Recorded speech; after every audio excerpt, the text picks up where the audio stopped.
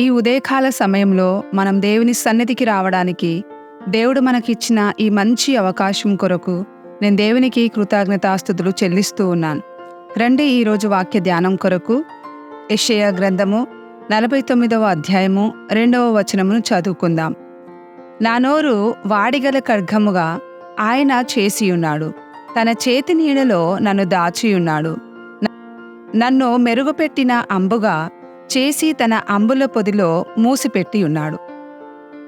ఈరోజు మనం ధ్యానించబోయే అంశం, సర్వశక్తిమంతుడైన దేవుడు ఒక వాడిగల ఖడ్గముగా చేసిన నోరు గురించి నేర్చుకొనుచున్నాం. ఈ అధ్యాయము లేదా ఈ వచనము మనందరికీ పరిచయమే లేక తెలిసినదే. ఎందుకంటే ఇది దేవుని సేవకుని గురించి వివరించుచున్నదని తెలుస్తుంది. అంతేకాక స్వయాన మన రక్షకుడైన యేసుప్రభువు విషయమై సూచించుచున్నది. మన ప్రభువు ఈ లోకంలో జీవించినప్పుడు తండ్రి చిత్తమును నెరవేర్చుటయే మన ప్రభువు యొక్క ఆహారమై ఉండెను. మన ప్రభువైన యేసు ఈ లోకంలో ఒక మనుష్యునిగా సంచరించుచున్న సమయంలో తండ్రి తనకు అప్పగించిన పనిని లేక ఆ బాధ్యత విషయంలో ఆయన ఎంతో గంభీరంగా ఉన్నాడు. అలాగే అప్పగించిన ఆ బాధ్యతను నిర్వర్తించడంలో కూడా ఆయన తన పూర్ణ మనసును పెట్టాడని మనందరికీ తెలుసు. మరి ఈ విషయం మన కొరకు ఒక హెచ్చరికగా కూడా చెప్పాడు. అదేమనగా, ప్రభువా ప్రభువా అని నన్ను పిలుచు ప్రతివాడును పరలోక రాజ్యంలో ప్రవేశింపడు గాని పరలోకమందున్న నా తండ్రి చిత్త ప్రకారము చేయువాడే ప్రవేశించును అని చెప్పడం జరిగింది. కాబట్టి మనం ప్రభువును వెంబడించు వారమైనట్లయితే తండ్రి చిత్తమును మనం నెరవేర్చాలి. అయితే మనం ఈ లోకానికి వీడుకోలు చెప్పి లేక ఈ లోకమును విడిచి వెళ్ళడానికి ముందే తండ్రి చిత్తమును మనం తెలుసుకోవాలి, లేదా మనకు తెలిసి ఉండాలి. అప్పుడు మాత్రమే దానిని నెరవేర్చగలుగుతాం.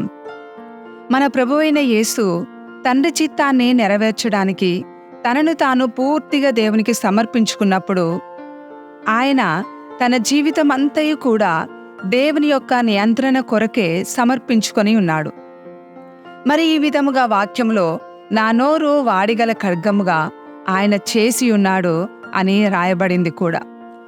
యేసు ప్రభువు మాటలు లేక ఆయన వాక్యము సత్యాన్ని ప్రేమించే ప్రజలను సత్యం వైపు నడిపించే వాడిగల ఖడ్గము వలె ఉన్నదనే విషయం మనందరికీ తెలుసు. కానీ అదే సమయంలో ఆ మాటను ఆ వాక్యమును తృణీకరించిన వారికి అదే వాక్యము తీర్పుకు కూడా కారణమైందనే విషయం కూడా మనకు తెలుసు. యేసు ప్రభు యొక్క వాక్యము లేదా ఆయన మాటలు ప్రజల జీవితాలలో కార్యాన్ని జరిగించాయి. ఒకానొక సమయంలో పాపంలో ఆనందించే పాపాత్ములైన వారు వారి హృదయాలలో గాయపరచబడ్డారు.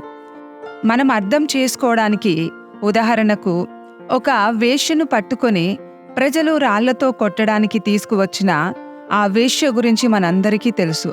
అయితే ప్రభువైన యేసు ఆ వేశ్యకు ఉపమానాల ద్వారా బోధించుటకు ఎటువంటి ప్రయత్నము చేయలేదు. కానీ ఆ పాపి అయిన స్త్రీ జీవితాన్ని మార్చుటకు, అలాగే యేసు ప్రభు కొరకు ఒక సత్య సాక్షిగా మార్చడంలో యేసు ప్రభు చెప్పిన కొన్ని మాటలే సరిపోయాయి. యేసు ప్రభువు పాపుల మధ్యలో పరిచర్య చేసేవాడు.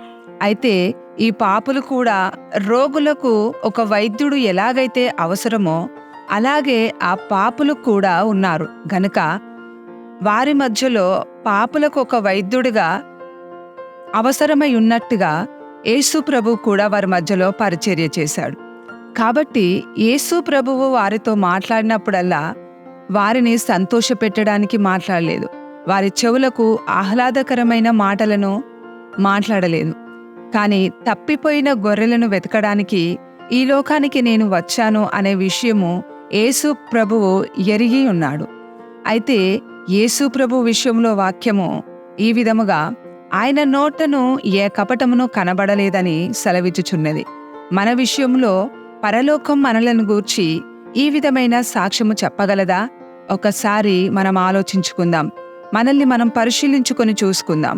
నశించిపోతున్న ఆత్మల కొరకు దేవుడు మనలను కూడా తనకు దాసులుగా చేసుకొని ఉన్నాడు, అలా మార్చుకొని ఉన్నాడు. అయితే మన మాటలు, మన చర్యలు పరలోకపు పరిమాణము చొప్పున తండ్రిని మహిమపరిచే విధముగానే ఉండాలి.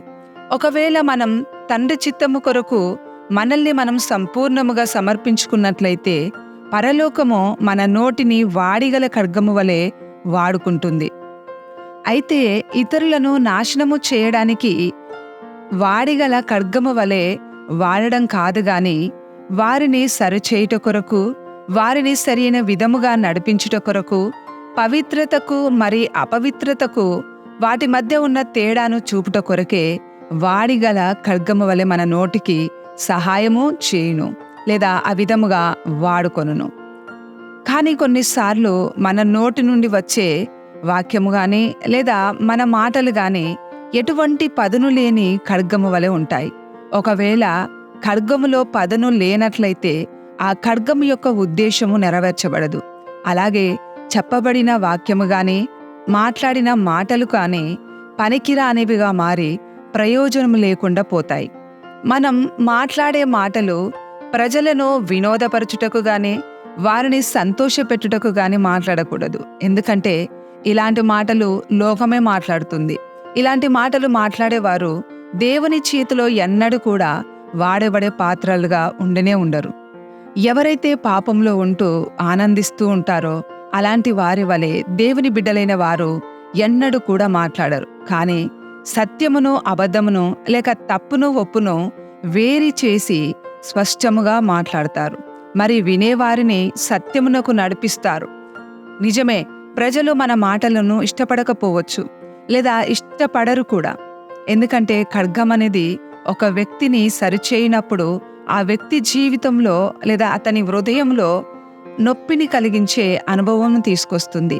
అయితే ప్రజలు మనల్ని ఇష్టపడకపోవచ్చు, కానీ మన మనస్సాక్షి మాత్రం మనపై దోషారోపణ చేయదు.